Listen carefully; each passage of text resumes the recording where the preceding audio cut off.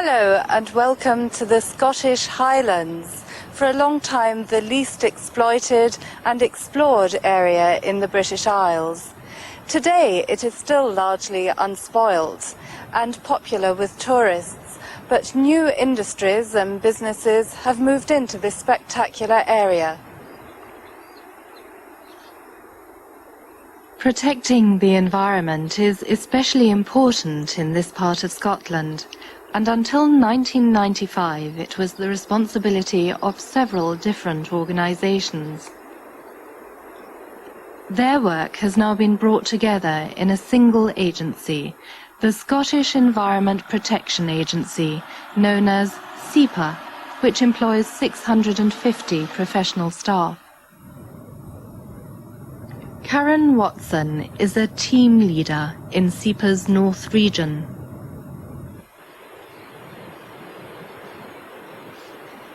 One of Karen's jobs is to inspect beaches like this one at Nairn to see whether they reach European standards for pollution control.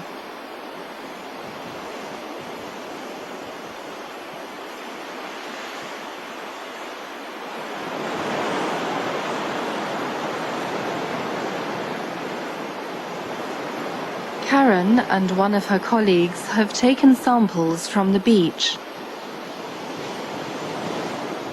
They're to be analysed in the laboratory at the SEPA North Region headquarters in Dingwall, near Inverness.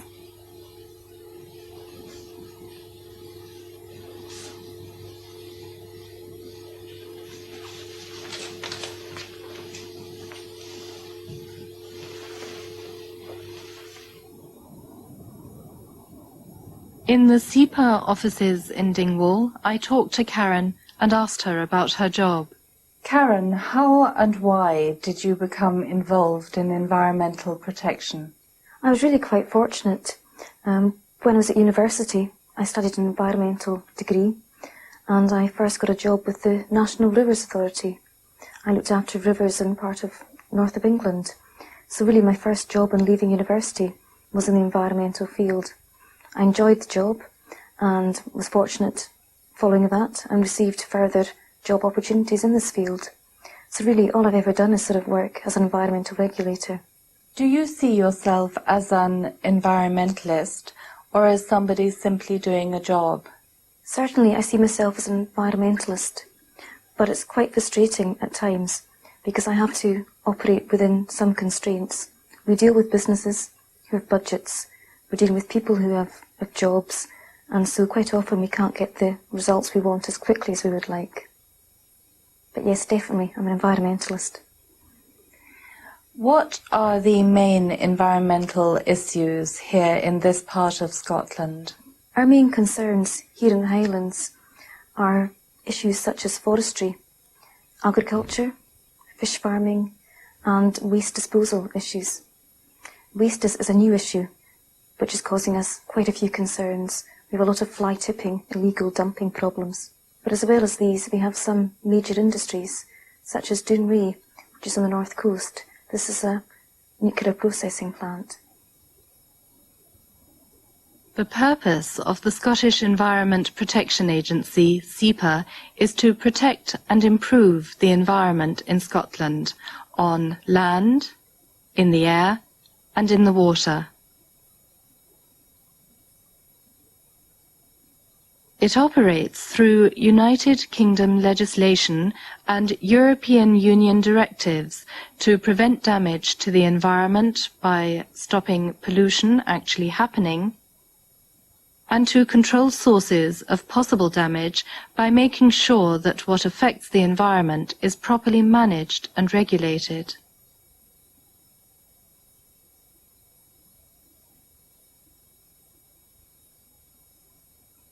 On land, SEPA controls the disposal and treatment of waste, which is generally dealt with by organisations by recycling, by landfilling, burying it in the ground, and by incinerating or burning it.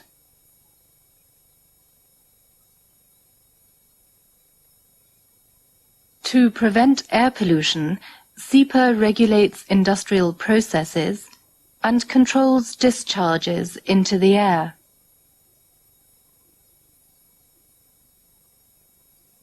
In rivers and lochs, the Scottish word for lakes, and also along the coastline, SEPA tests and monitors water quality and enforces standards set by the UK and EU. SEPA also enforces regulations relating to radioactivity and cooperates in emergency planning in case of nuclear accidents.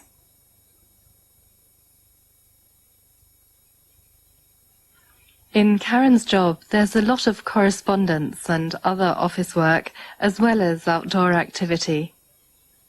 She described a typical day.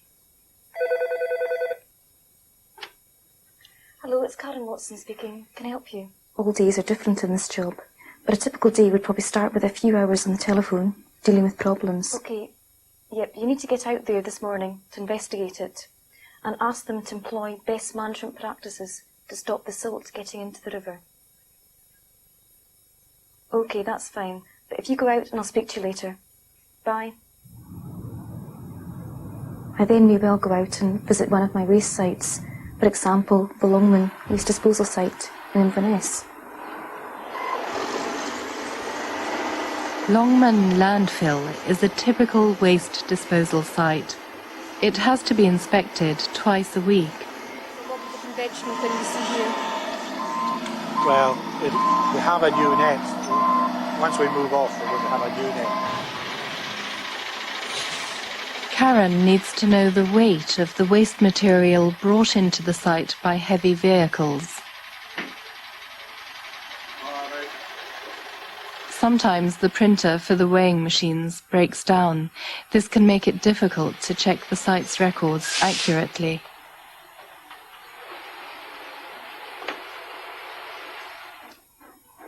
We can match it over there, so getting the tonnages. You're completing your form. The duty of care, they should be putting down how much they're taking in. What's your registration?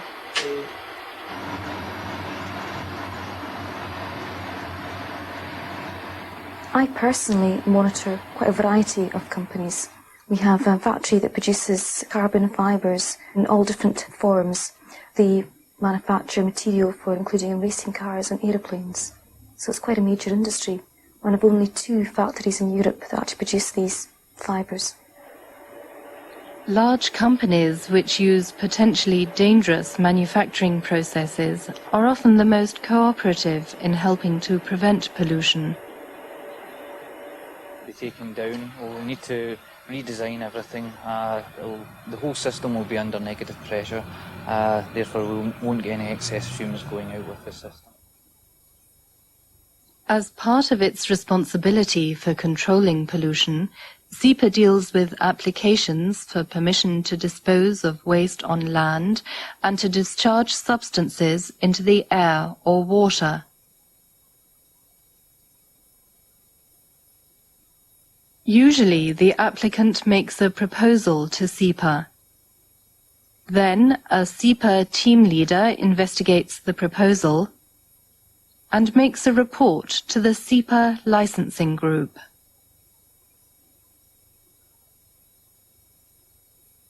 The SEPA licensing group discusses the team leader's report, considers representations from the public and from others who may be affected by the proposal, and then makes a decision in respect of the application, for example by rejecting it or by accepting it in an amended form. Which is just outside Inverness. This is an application. As a team leader, Karen has an important part to play in meetings of the regional licensing group to discuss applications. Okay, what we have here is we have 2 applications for consent to discharge. This is an existing sewage treatment works, which is actually being done away with. It's actually being replaced. What the Water Authority hope to do is they hope to pump the sewage to another existing septic tank, and so we will not need the sewage works. Okay, thanks for coming this morning. Karen also holds planning meetings with the members of her own team. The first issue we have to discuss is an inspection of the fish cages in Loch Ness. We really have to go out to these cages sometime this week and have a look at their records. We need to find out how many fish are in the site at the moment, the details of the chemicals that are being used, and how much fish feed's been used in the past year. Now, I hope to go out here sometime this week. Can you come with me? Yeah, no problem. Depends which day. Okay, could you check the diary, please? No, it's not any problems at all. Okay, so It's can only we... 3 a week. Right, we'll make it for the stay here. If you can just telephone the site and make the arrangements for us. Fair enough. Okay? Loch Ness is one of the largest freshwater lakes in Britain. It's ideal for breeding salmon as part of the fish farming industry, which has grown rapidly over the past 20 years, especially in Scotland.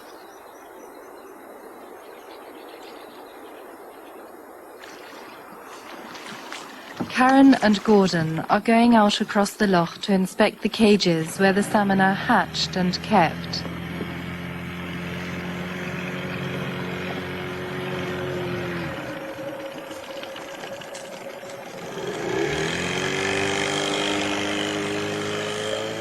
Intensive farming methods have helped to reduce the price of salmon in the shops, but they bring with them risks because of chemicals used.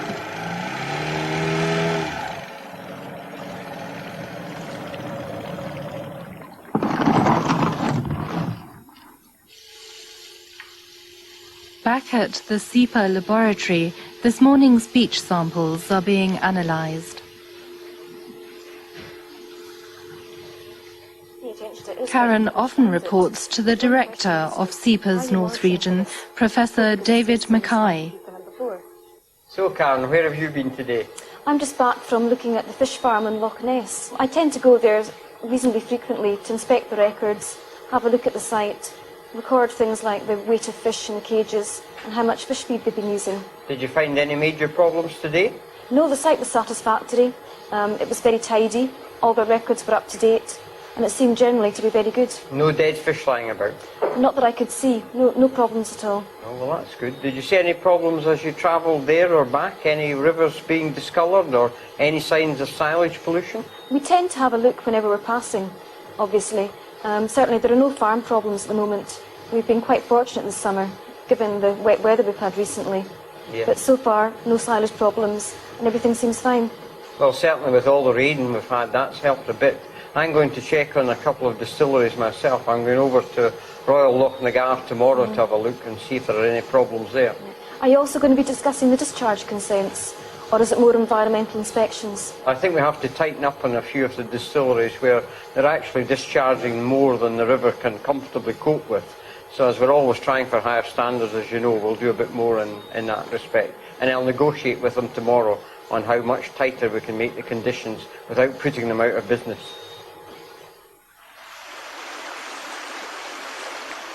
Access to sparklingly clear water is essential for the location of a whisky distillery. On the River Dee, near the royal castle of Balmoral, is the Royal Lochnagar Distillery. The distillery makes single malt whisky, which is kept in oak casks to mature for at least 12 years. So the whisky in these 2 casks will not be ready before the year 2000. Notice that it's always called Scotch, not Scottish whisky. I asked Professor Mackay why whisky distilleries had to be monitored and how they might cause pollution. Well, the real problem is that these distilleries were built, some of them many centuries ago, on the banks of our purest crystal clear streams because they needed the excellent quality of water. These streams also form the spawning and nursery grounds for the noble fish, the Atlantic salmon, which is of enormous importance in Scotland. So the small quantities of organic waste which can be released from the process when it's complete are enough to bring down the oxygen levels in these rivers and make quite a dramatic effect in them. There is also some hot water which comes from distilleries which can change the rate at which the young fish grow and set them off to sea before their proper time. So they can have a dramatic effect on rivers which are extremely sensitive to even small quantities of pollutants. Hence we have to control them quite rigorously. How many whisky distilleries are there in your region? Oh, there are hundreds. I couldn't count them all readily. And to talk a little about a Scotch whisky now, is all Scotch whisky produced in this region? No, but this is the heartland. This is where originally barley was produced in the coastal region on the fertile lands near the sea. And then behind us were the high mountains where the water comes down, as I've said already, very pure, very clean. Where these two areas meet, that is where the small malt whisky distilleries were originally built and has set up the tradition, which has now gone on for many centuries in Scotland. And tell me, do all Scots love drinking whisky? Do you enjoy a wee drum? I doubt if more than half of Scots drink whisky, and certainly very, very few are able to drink the malt whiskies, the pure malt whiskies, the single malts as we call them, which are produced in distilleries like this. These distilleries have very small outputs of whisky. It's very special, it's kept for many years, it's made only with barley, there is no other grain involved, and so it's a connoisseur's whisky. It's not a whisky for getting drunk on, it's a whisky for people to really enjoy. I certainly do enjoy a dram myself, in moderation, like most of the best things in life. Single malt whisky is made from barley, which has been soaked in Highlands spring water and dried in a fire which burns peat or turf to give the whisky an important part of its flavour. The malt is mixed with hot water to make a liquid which is fermented with yeast. The liquid is distilled in copper stills, and then it's put into casks made of oak, where it will be left to mature for more than 8 years.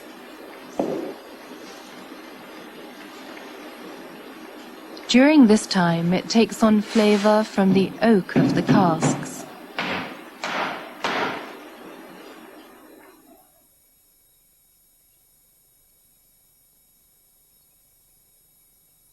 Each single malt whisky is unique, the product of one distillery. It's more expensive than blended whisky, which is produced by taking whisky from several different distilleries. The Scots call a measure of whisky in a glass a dram. A small measure is a wee dram, and very good it is. Karen and her team deal with an area of 6,500 hectares, much of it in very beautiful countryside.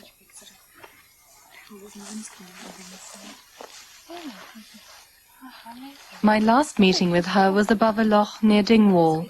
We discussed several environmental issues. Karen, is there a difference between protecting the environment in a town and protecting the environment in the Scottish Highlands? I think, yes, there certainly is a huge difference. Here in the Highlands, we're primarily concerned with fishing, forestry and fish farming, whereas if you lived in a city, you'd be looking after industries, factories, commercial premises. And do you think that we ourselves are doing enough to protect the environment? I think it's up to all of us to do a little to help. Each of us should think about what we're doing with our water, with our waste. And if we all did that, I think, yes, we would be doing enough to protect the environment. Do you think that means that we would have to change our lifestyles? I think we in the Highlands have to change our lifestyles, definitely. We have to change the way we think about recycling, change the way we use our cars, use public transport more, develop a public transport system. What is your personal view of pressure groups such as Greenpeace or Friends of the Earth, or political parties such as the Green Party? The very important job that these pressure groups and other groups do is that they bring environmental issues into the media, they bring it to the forefront of the public's attention, which we obviously can't do in SEPA because we're confined to acting within the law. So these groups do a very, very good job, and at the end of the day we're all actually working together to achieve the same goals. Now, you live in a very remote part of the Scottish Highlands. Can you tell me whether you ever get lonely, and what do you do in your spare time? I think the main advantage of the Highlands is this wonderful landscape we're surrounded by. You're only minutes away from the landscape, so you can go walking, climbing. It's a wonderful landscape, cycling. So certainly, when the weather's lovely and sunny, there's lots of stuff to do. There's lots of activities you can do. What do you like doing most of all? My favourite pastime has got to be hill walking and climbing. There's nothing I enjoy better than, on a nice day, walking up a Munro. That's a hill that's over 900 metres. You walk up one of these hills on a lovely day and you get the most fantastic views that you couldn't get if you were travelling by car or bus. And it's just superb.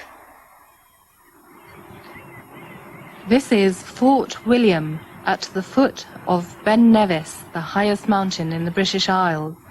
It's popular with walkers of all ages.